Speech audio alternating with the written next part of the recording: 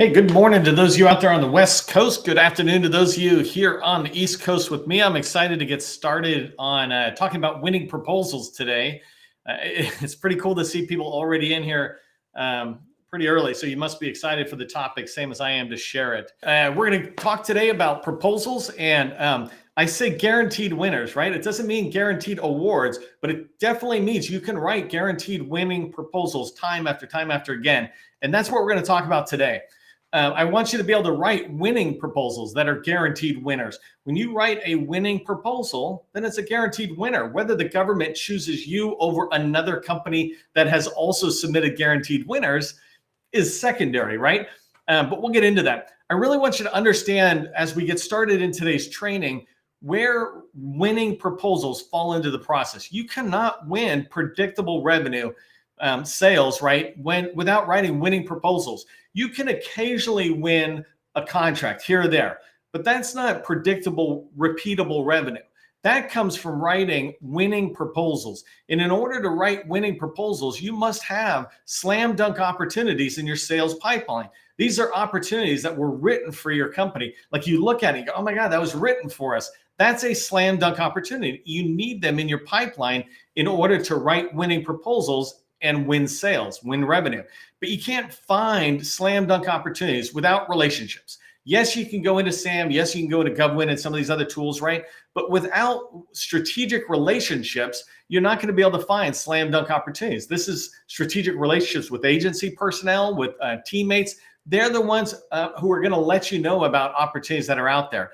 And as you can see, those four-step processes are led by the very early three stages: outreach, which is picking up the phone, targeting, identifying 100 or 200 people at your target agency that you can go after. Or if you really are niched down in a core competency that crosses several agencies, knowing who buys that particular thing. Every agency buys pretty much what all of us do. It's a matter of finding out where they buy it, right? And that's targeting, is finding the right people to talk to so that you can pick up the phone and call them and start building strategic relationships that lead to slam dunk opportunities that will enable you to write winning proposals and start winning more contracts. And all of that begins with research, understanding your company and understanding your customer. When you understand those two, you're going to be able to do the other 6 steps in the process. So today we're going to be talking again about winning proposals. I'm going to talk to you about what is a winning proposal, right? We all theoretically know what a proposal is. So I want to define what is a winning proposal. Why must you write winning proposals time after time after time again? I'm going to talk about when do you start writing that winning proposal? At what point in the acquisition lifecycle do you start writing your winning proposal? Who's responsible within your organization for writing the winning proposal? And spoiler, there's somebody outside your organization, right? And the last thing we're going to cover down on, I'm really going to try to give you, I think it's like 7, 8 tips on how do you write a winning proposal. And so I've done previous trainings on this topic. Today, I'm going to take another stab at coming at it a little differently from these tips on how to write a proposal. But that's what we're going to cover down on today. If you don't know who I am, my name is Neil McDonald. I'm the president of the GovCon Chamber of Commerce, and I want to welcome you to my federal sales training where I provide tips for success in the federal market. I spent 20 years as a small business owner in the federal market, and since 2018, I've been teaching people like you that government contracting is not a secret, it's just a process. When you follow a process A to Z, you're going to have repeatable, predictable results, and that's what I want for you.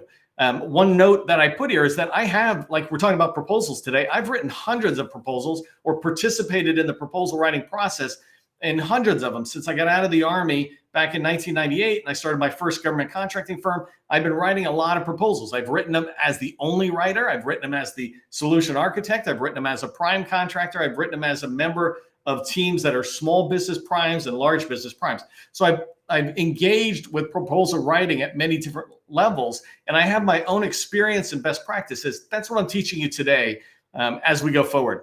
Before we get started, going back to today's tip, from networking, make sure you help buyers and me remember who you are. Make sure the people who are in the community here with us, there's almost 100 people live today in the training, make sure they know who you are by putting your company name and your core competency, 2 or 3 words that describe what you do. When you do that, it'll kind of sink in the mind. If you're able to tag your own company in LinkedIn, that's even better because then people can go follow a thread and learn more about your organization. And just engage with others in the chat. Feel free to engage with them now or say, hey, I'd like to connect. I love going back and looking at the chat and I see 2 or 3 people, hey, we should connect. Already did. I sent you a connection request. Let's go offline. That's networking. And that's part of what we bring you every day when we do this. I wanted to ask a question, just a little poll as we get started is, I want to know how many proposals you've written in the last 90 days. And if you're willing to participate, I'd really appreciate it, even if it's 0, right? But I'm curious, 0, 5, 500. I see some people just spew out proposals, and I don't mean spew being such a bad thing, but like, give me a number. I'd like, as my team and I go look at the comments afterwards, to see how many proposals people are writing out there. Okay, let's get started with what are winning proposals. First off, at the very highest level, a winning proposal is one that the contracting officer, the KO or the CO, when they're looking at it in front of them and they're awarding the contract to you, that winning proposal, the KO is confident that if they made the award to you, that everything would be perfect. You'd be able to address the mission and it'd be risk-free kind of thing, right? And so a winning proposal, is one that the contracting officer can be sure of that they're spending the taxpayers' dollars wisely. Contracting officers have a financial and a legal obligation to spend the dollars of the government wisely. And a winning proposal makes it very easy for them because they look at it and they go, this is a no-brainer. All right. A winning proposal must be compliant with all the shall statements. That's a no-brainer, right? That's if you play poker at all, that's the ante. An ante is to get in. It costs $1 to get in the game or something, right? That's the ante, is that shall statement, being compliant with it. Any proposal manager, any proposal writer will take care of the shall statements. Nowadays, automation will take care of the shall statements. That's the basics. But a winning proposal has so much more, right? They're compelling. They're persuasive, they're convincing, and they're unique, right? When I say they're compelling, I really literally mean they're page turners. And can you imagine if you submitted a proposal and the technical evaluators are sitting there and they're turning the page, right? They're like, oh my gosh, what's happening next? Well, and then what, right? I mean, they're looking in because you're writing a compelling story or narrative about how you're going to solve their challenges and their goals, right? It literally can be compelling. What is not compelling is when you fill every single spare white space on a piece of paper with writing. That's not compelling. It's just really hard it's basically footnotes, right? That's the reason the government says don't make it any less than 12-point font. But it's up to me. I'd say nothing less than 14-point font. But you want to think about a winning proposal as compelling. It literally is something where somebody wants to turn the page and see what you have instead of an exercise that's just brutal. The next one is they're persuasive, right? Persuasion is when you're convincing them of in this case, like your recommended solution. Here's our technical approach. A persuasive proposal is one when I'm reading it or the buyer is reading it, right? We're looking at it and we're saying, yes, this is the way, right? For those Star Wars fans out there, right? But I'm looking at it and you're persuading me that what you're saying is the transformation we're looking for. We didn't know we were looking for a transformation. We thought we had a set of requirements and you were going to regurgitate basically this set of requirements back to us. But now when we're looking at it, we're not seeing that we're going to get a bunch of shall statements. We're seeing that our business, our way of doing things is going to transform. The experience of the users that we support inside of our agency is going to be transformative for them when we choose your company. So you want to think about what is that transformation? And then that's what you're persuading them on, is that, yes, this is the way. They're convincing. Winning proposals convince through data and evidence that what you're suggesting is the right way. I heard this great tip from a contracting officer because I've interviewed a ton. I have a lot of friends who are outside the government now, but many contracting officers inside, I've interviewed and talking to them while they're literally going through a bunch of proposals. And one of the tips that I got that I really, I thought was an interesting one that is so easy for us to execute on is you make a recommendation to me as a vendor. You're submitting your proposal, you make a recommendation, you say, hey, this is the way we should go. And it sounds really good, like a good recommendation, but you're not kind of telling me the why, that you're not giving me the data and evidence to come along. This is not persuasion. This is, why is it better to go with a Microsoft solution than an Oracle solution? Why is it better to go with stairs and not an elevator? Things like that, right? Using data and evidence, bringing that into your proposal makes that proposal convincing. which in turn makes it more winning, right? A winning proposal. And the last thing is they're unique. And maybe I should have put this kind of up closer to compliant. Sometimes, maybe not you, but sometimes we in the industry cut and paste one proposal to another, move it around and send it. That is not a winning proposal. That's an acceptable practice that some people follow, and that's fine. That's your choice. But if you do that, you do not care about submitting a winning proposal. If you cared about submitting a winning proposal, you would not cut and paste from another proposal. That's different than having reusable content that is really well prepared. An example is, what's our staffing approach? You don't need to write your staffing approach over and over and over again, right? Once you've really nailed that in one paragraph, one page, or a couple of pages, then that's something that can be reused. But reusing the answer to our needs, right? We have these unique needs in our agency, and here's the Air Force's answer to go into the Department of Education. That's just copying and pasting, right? It's not unique. And so you want to make sure your responses, your proposals are unique. When you do that, they're winning proposals. So just remember that winning proposals are compelling, they're persuasive, they're convincing, and they're unique. So let's talk about why you must write winning proposals. One of my favorite things is to just state what we sometimes might say, hey, this is obvious. There's a great quote out there that says the biggest problem with communication is the illusion that it took place at all. The biggest problem with communication is the illusion that it took place at all. And that might be the communication between me and you. I'm just assuming you know why to write a winning proposal, but I'm going to clarify it so there's no confusion. You might think that the customer understands everything you're saying. Well, the communication didn't happen, right? And so as we write winning proposals, I want you to keep that in mind, that we want to kind of overly communicate. And so why must you write a winning proposal? First one is you want to stand out from your your competitors, right? Stand out from your competitors in the buyer's eyes. When you write a winning proposal, you are writing, if you can see my screen, you're writing the green box and the yellow box. Most of your competitors are going to write a compliant proposal. They might do what I said don't do, which is cut and paste, or they might write a unique proposal, but just make it fully compliant. They're only addressing the shall statements. What you want to do is to address the yellow box, the compliance side of the proposal, and then add in all the winning elements. And I'll talk a little bit about it as we go forward in the training. When you do that, you're going to stand out from your competitors, because imagine the buyers are looking at a bunch of proposals. Yeah, compliant. Yeah, compliant. Wow, compelling, persuasive. It's unique. This is a winning. This is a little different. Let me put that over there. That's a good one. I mean, these are good too, and I'm going to keep them. They're technically acceptable. You don't want technically acceptable. You want wow, or in this case, winning proposals. Another reason why you must write winning proposals is when you start writing winning proposals compared to just having a proposal writing machine. For example, AI is all the rage right now, and there's a lot of tools that will help you write proposals. That's cool, but you should use the AI for the right reason, right? And if I go off on a side box for 1 second, the right reason is to speed up a little bit of the compliance exercise, but none of the persuasion. That should come from you and your discussions with your customer, et cetera. And when you think about, when I was in the Army, I was in this unit called the Rangers, and we used to drive Jeeps. And sometimes they'd catch us driving them too fast and they'd yell at us. And one day they told us why they were yelling at us. And they said the whole purpose of Jeeps and the Rangers is not to sit there and speed us to somewhere. It's so that we can carry more stuff with us. I was like, oh, it was such an eye-opener.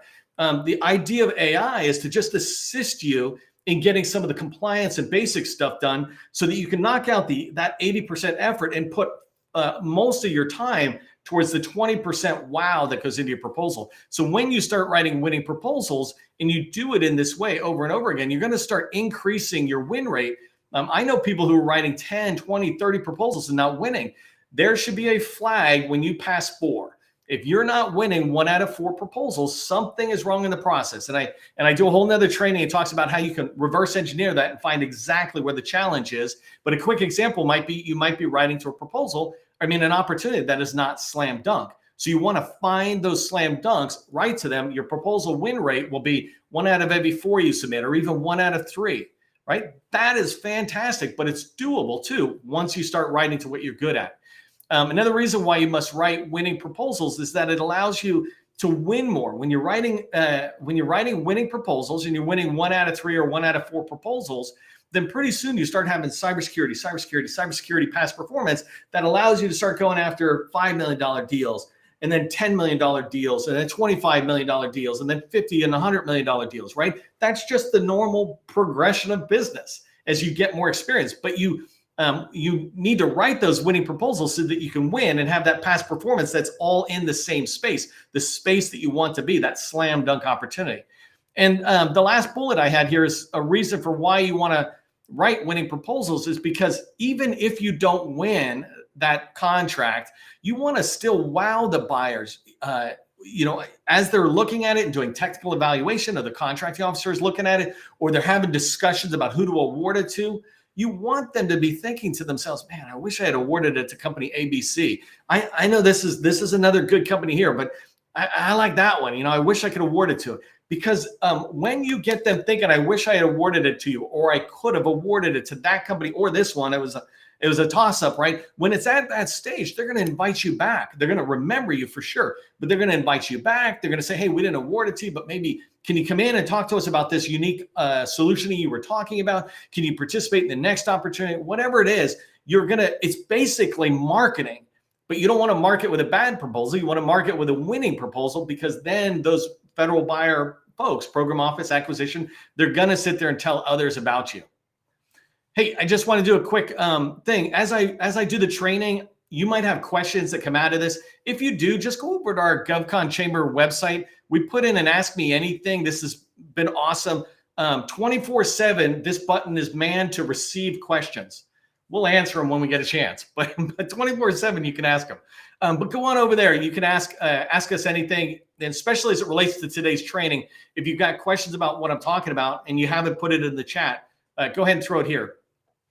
All right, let's talk about really quickly, when do you start working on winning proposals? Proposal writing doesn't happen by the proposal manager. They finish it. They get it done. They get it out the door. Proposal writing should be the whole company, and you begin early. So it starts in business development. Stephen Covey, I don't know if you can see it because I'm in a small picture, but Stephen Covey has this book, 7 Habits for Highly Effective People, and habit 2 is begin with the end in mind. So when you think about business development being part of proposal writing and writing a winning proposal, you say to yourself, I want to write a winning proposal. That's the end. And if I begin with the end in mind, pretty much the very beginning of this life cycle is business development. Well, I'm going into an agency. I'm learning about the agency. I'm building relationships and identifying opportunities. When I do that, I'm thinking about it the whole time, saying, well, I want to write a winning proposal. What are the elements of a winning proposal, and how can I start working on it? And I'll talk about the how in a minute. His 5th habit is seek first to understand. This one's really important. I want to write a winning proposal. No one cares what I know until they know that I care.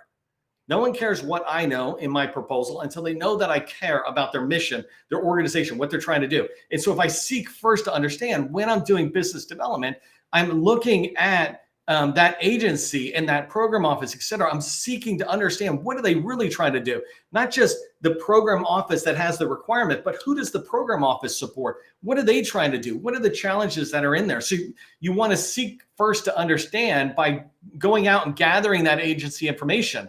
The 7-step process I explained earlier begins with research. This is when you're able to get strategic plans. And by the way, you can go into my LinkedIn profile and you'll find tons of them, 50 or 100, over 100 strategic plans for different agencies. And you can learn about their priorities, their goals, et cetera. And so you're gathering this information, but you're also gathering documents that talk about, like the Air Force puts out DevSecOps documents or workforce development documents. The DoD is really currently running into challenges with hiring cyber workforce.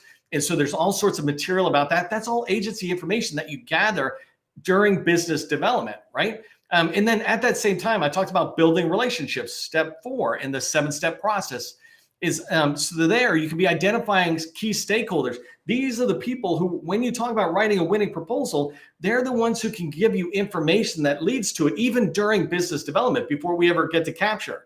So these are focuses of dissatisfaction. That's the program office, right? Who has the need, but it's also those people who have the impact of the program office need. If the IT department has a challenge because their servers are going up and down or something, Well, who's impacted? HR is, the soldier in the field, the people who are trying to get money out from the Department of Education, whoever it is. Their missions can't be accomplished because somebody upstream is having challenges that you're going to solve.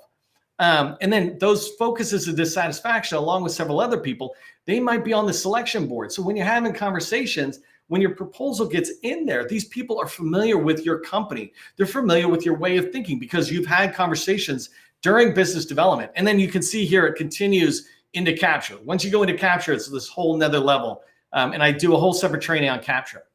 Let's talk about who is responsible for writing winning proposals. And spoiler alert, it's everybody.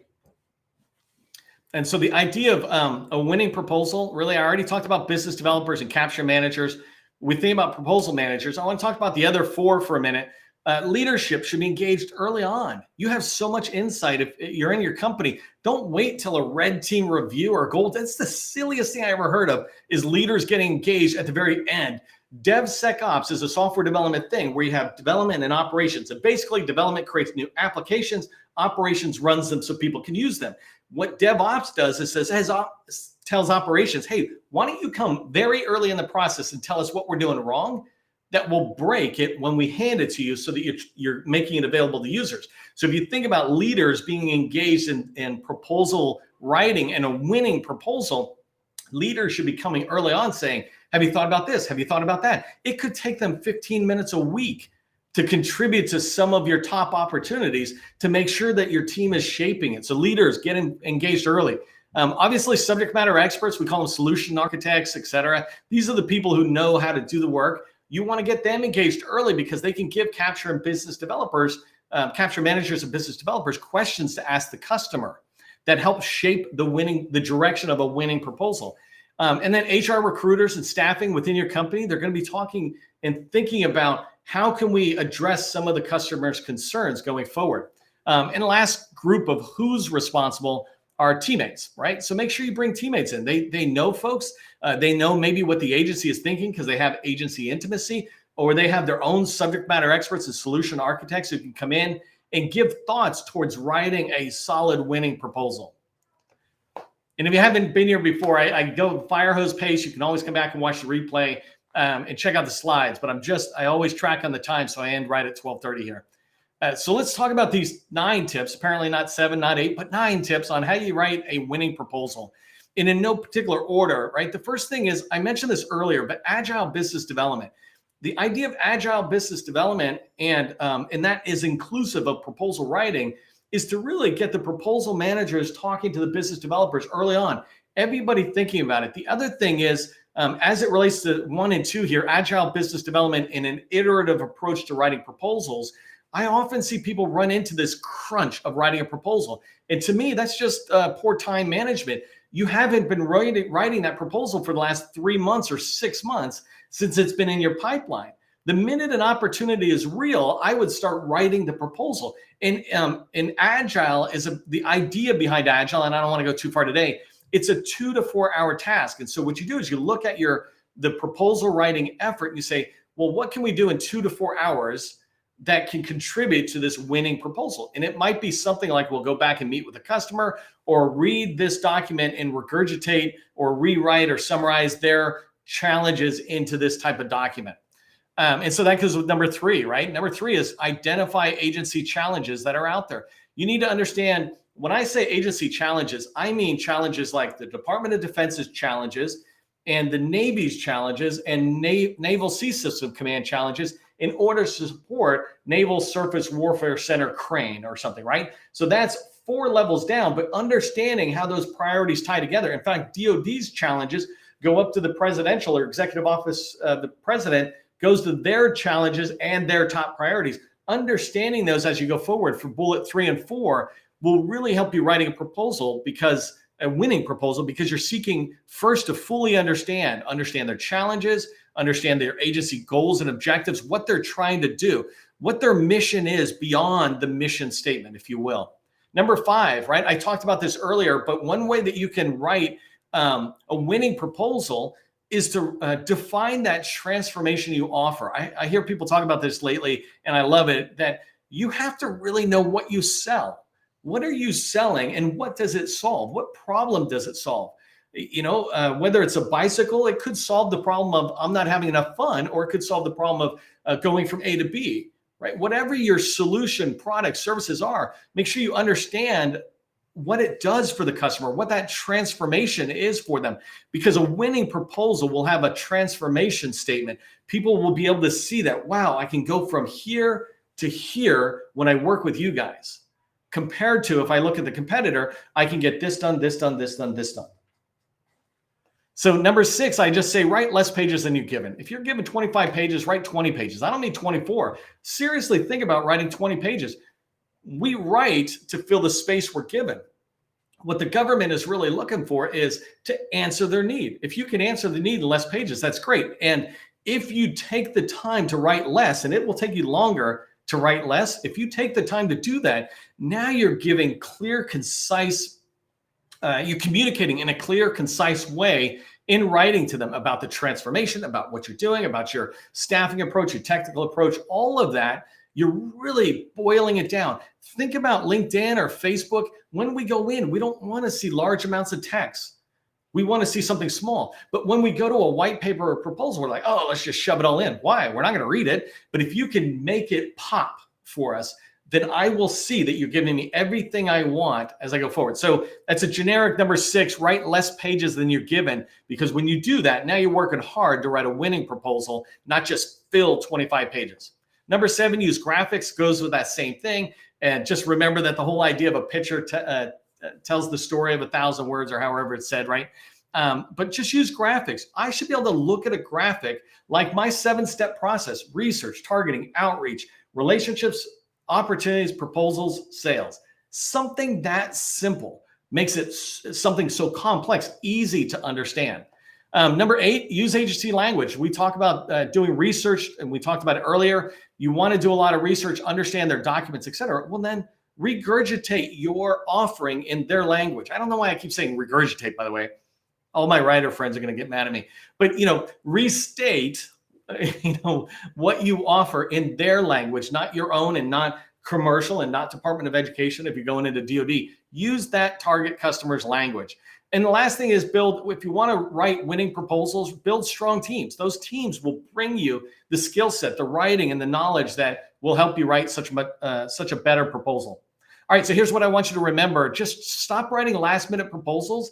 Take more time to do it, and you'll have the chance to write winning proposals. Only pursue slam dunk opportunities. That means only pursue opportunities in your sweet spot. Number 3, implement an agile business development way of doing business within your company. And basically what that means is bring everybody together and try to get smaller things done towards that winning proposal instead of the last month before, or the 15 days when the RFP drops, et cetera. Hey, come back tomorrow. Today's Monday the 17th, I think. Tomorrow's training on the 18th is the end of the 7-step process. And so I'm going to be talking about how to guarantee sales in the federal market. If you're getting value out of the training, first off, say thanks in the chat so we know, and then consider becoming a sustaining member. We'd appreciate it.